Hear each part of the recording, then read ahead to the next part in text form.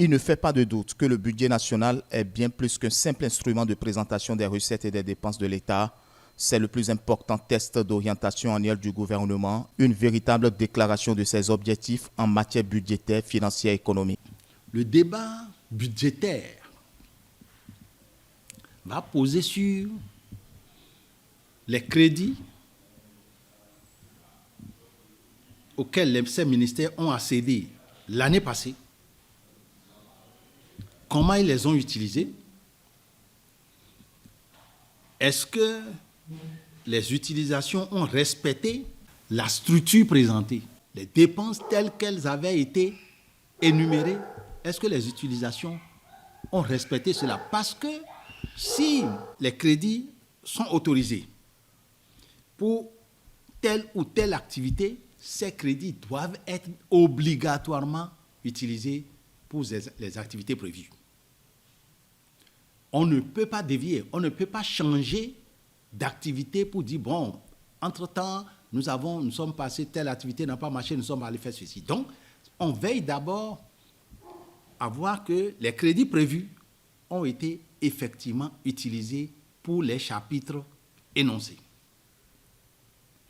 Si, déjà à ce niveau, on a vu que des crédits accordés à tel chapitre ou à telle activité ont été déviés, cela veut dire qu'il y a une faute déjà lourde.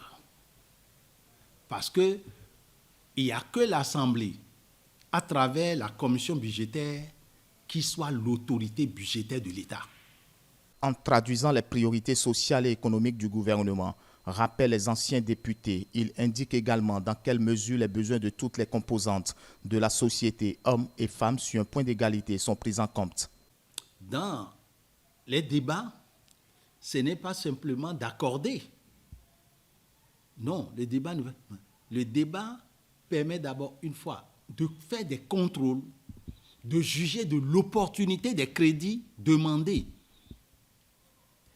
de les comparer, de faire ce qu'on appelle, n'est-ce pas, des jugements d'opportunité. Est-ce que c'est opportun de faire cet engagement ici ou bien de le faire là-bas? C'est-à-dire que pour la période de l'année, l'État fait le point des dépenses qu'il envisage d'exécuter au cours de cette année. Et pour financer ces dépenses, il paie également l'État des recettes, des sources de revenus qui devraient lui permettre de financer ces dépenses. Et c'est ce document-là qui est l'essentiel, qui représente l'ensemble des dépenses et l'ensemble des ressources de l'État. C'est sur ces ensembles-là que la discussion est menée en commission. Le rôle du Parlement dans le processus budgétaire n'est pas des moindres. Le Parlement est l'institution compétente pour veiller à ce que le budget opère la meilleure synthèse entre les besoins de la nation et les ressources disponibles. Je dois vous dire que le budget, c'est un document technique dont la lecture n'est pas à la disposition de n'importe qui. C'est pourquoi au Parlement, il a été institué une structure d'analyse du budget. Donc, cette structure-là est chargée que des questions budgétaires toute l'année.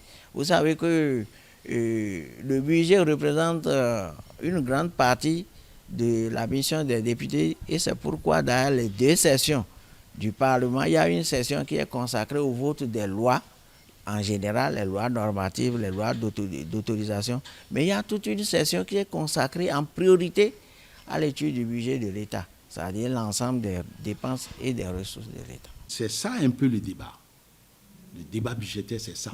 Donc, voir chaque crédit, à quoi ça sert, est-ce qu'il y en avait eu les autres années, comment cela a été dépensé.